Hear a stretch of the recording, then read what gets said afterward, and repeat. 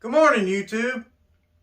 This morning or afternoon, whenever you're watching this video, we are going to talk about this stack of lumber behind me. Now, this stack of lumber is pallet wood. It was all free. I paid nothing for it. There are 106 1x4 by 8 foot boards behind me. Now, if you go to Lowe's, they have these boards for $7.98.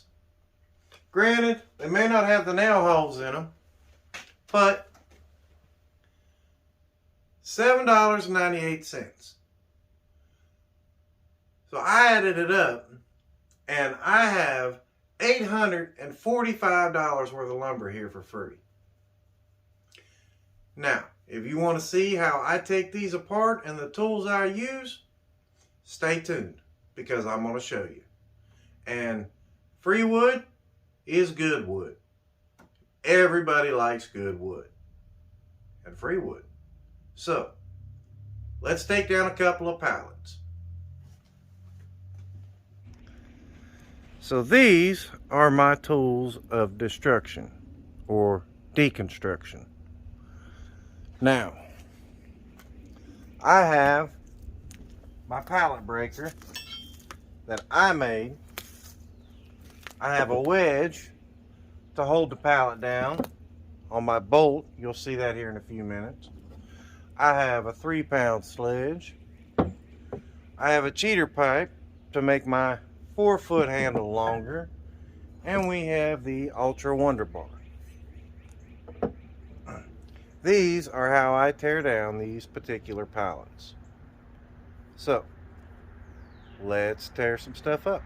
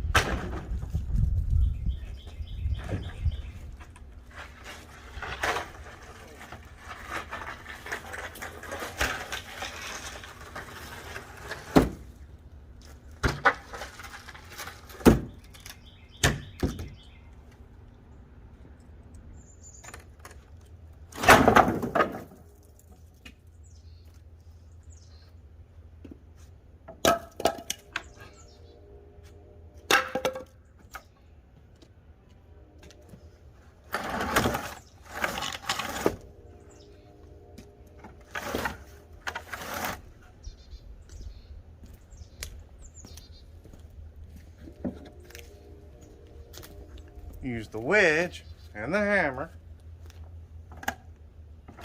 to go underneath this bolt.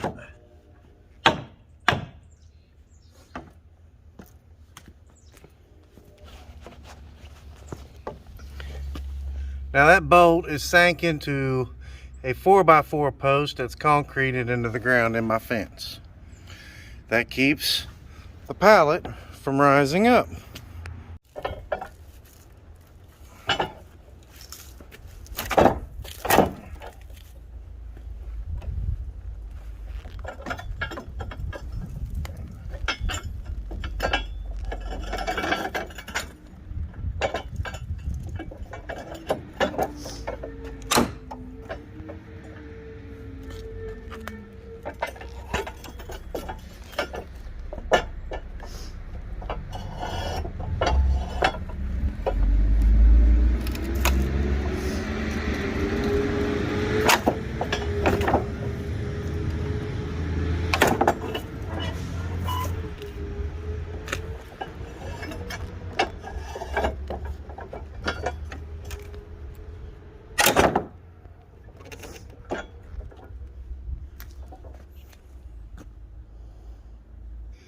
So there is what I have salvaged from one pallet.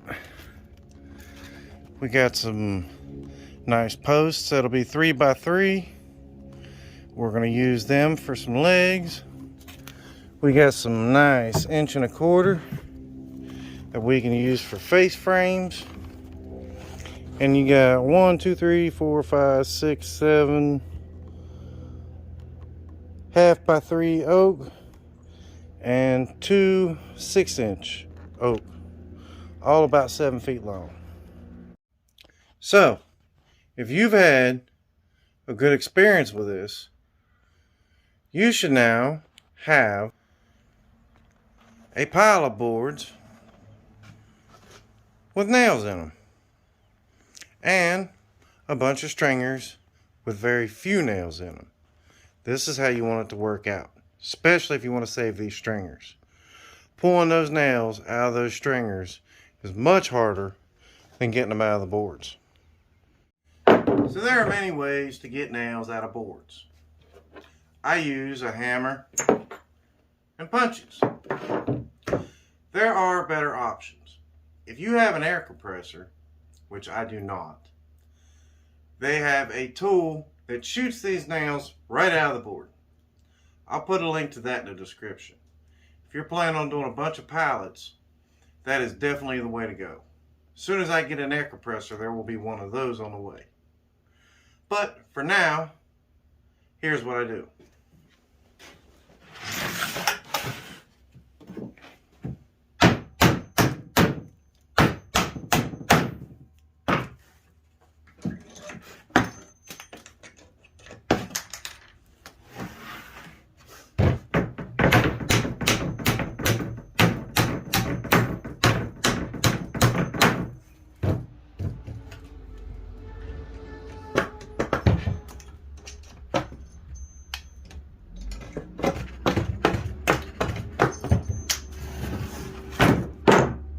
Now, for stuff like this, you have a couple of options.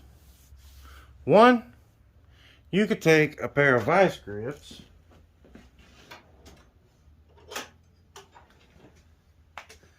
grab a hold of the nail and bend it up. Grab it just a little above the base and pound on the vice grips. That will knock the head loose and you can pound it the rest of the way through. Pull it out, in the trash can it goes. This particular board,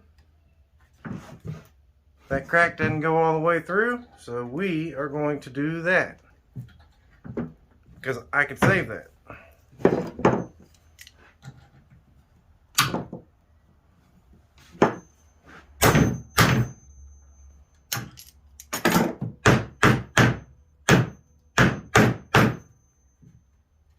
Trying to hammer a nail that is already bent through an oak board,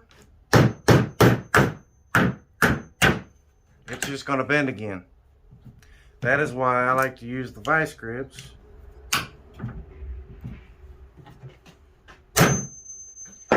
Quick smack. Like I said, once you knock that head loose, right on through it goes.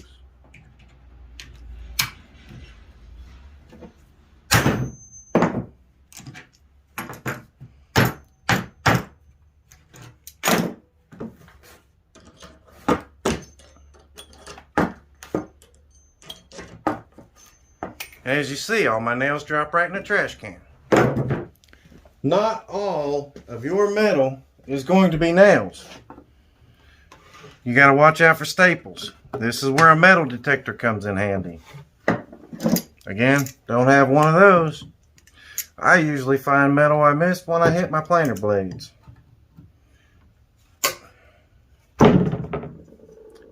But I try to get as much of it out as I can. Staples are the worst. Now I know there are you hardcore guys out there who like to reuse everything. And if you're one of them guys and you like to save your nails too, instead, freaking nail's still stubborn. Instead of a trash can, put a bucket down there. And you can save all your nails. They drop in just like that.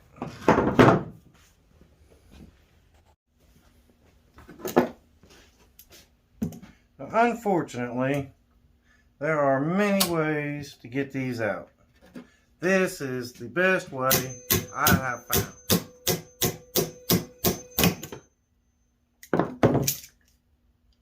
It broke off. That's what happens when you use just your hammer. When you tighten your vice grips down good and tight,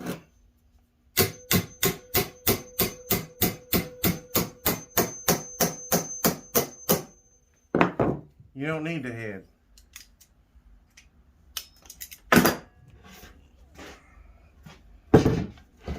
I don't know what kind of wood this is, but I know it's hard and very dense. So when they sink these nails in here, I think I use a jackhammer.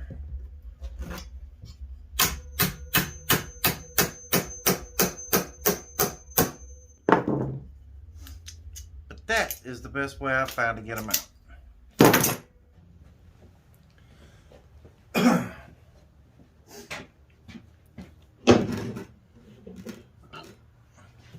So, let's talk about my pallet breaker for a minute. I have a 1-inch piece of round stock that is 4 feet long. It is welded and braced all the way around with 4 pieces of flat stock. I rounded them off. You don't have to round them off. It don't have to be neat. I figured my welds would look better. I was wrong. They look like bubble gum. But anyways, they hold really well. Now, this 4-foot pole is mounted and welded to a 2-inch piece of angle iron, which is welded to a piece of 1.5-inch pipe and braced by a piece of 1-inch flat stock. Now, all of that is mounted and welded to 2 6-inch pieces of 1/2-inch flat stock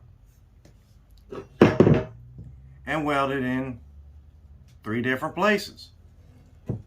So, it is very robust. I can stand on this thing and bounce. I know I can because I've done it. Now, the piece of pipe here, this is specially designed for those big pallets. The big stringers will not fit in between here. I didn't make them wide enough. Which is fine because it actually works better when I take this piece of 1.25-inch pipe and shove it through here. It gives me better leverage on the board, therefore not breaking the ends of the board as easy. Putting one of these on the board tends to snap them off and splinter them. But if I put them both on there, it works really well. Now, if you have access to a welder and these kind of materials, you can make your own. If not, I will leave a link down in the description to Amazon. They have these for sale. I can't say that they're as robust as this one, but they are available. And I'll put the link in the description. Now, we're going to move on to block pallets. Those are different. This doesn't work for block pallets. Actually, it might, but there's a different way I prefer to do it. So, on to block pallets. As you can see, I have a block pallet right here. And my choice of tools for the block pallet are a little different. I got a chisel, still the same 3-pound sledge, and we have a sawzall, or reciprocating saw, depending on what part of the country you're watching from. Now, I don't like to damage my board, so I will not be using this for the whole process. I'll show you why. But I do like to use it to remove the bottom boards. Now, as I had stated before, I can't use the pallet breaker on these ones. Some you can, this one no, because they're solid. So I can't get the pallet breaker inside of these boards to pop them off. And these particular pallets tend to have a lot of staples in them instead of nails. So we're going to show you how I do these. I first take my hammer and my chisel and get them up underneath the board.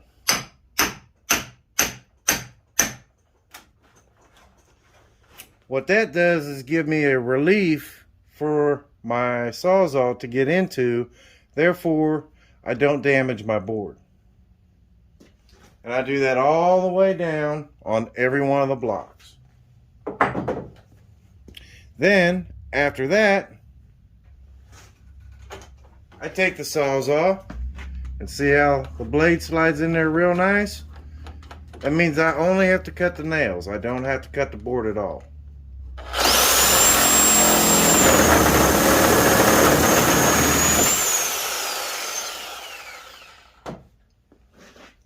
After removing the boards, you have to remove the blocks.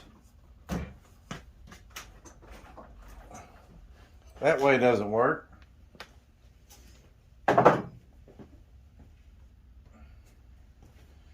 A bigger pry bar.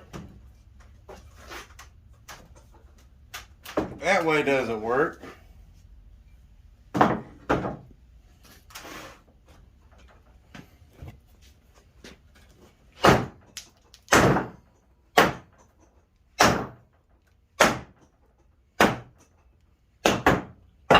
That way worked. That's why I use the hammer. So now that we've got all the blocks off, what I do is I will lift this up and I will place the block right in here, right behind the board that I plan on taking off. And I will do it on each end of the pallet, elevating the board I plan on taking off.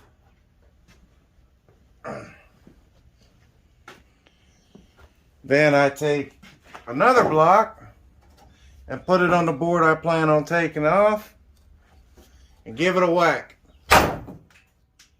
Right on down the line.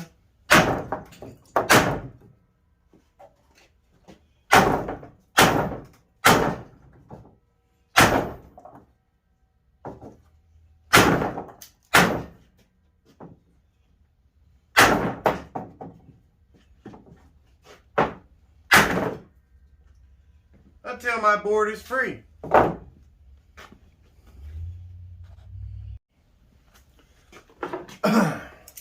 Nails, well, they're done the exact same as any other pallet.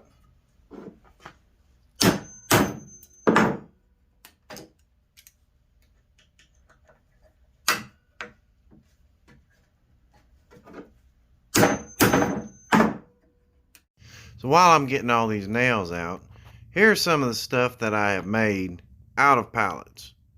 This stuff is made out of nothing but pallet wood. It's cheap, it's beautiful when done correctly. And, I mean, I don't know, I think everything turned out great. Some of this stuff I've built, if you bought it in a store, was pretty expensive. And I have nothing in it except for the hardware.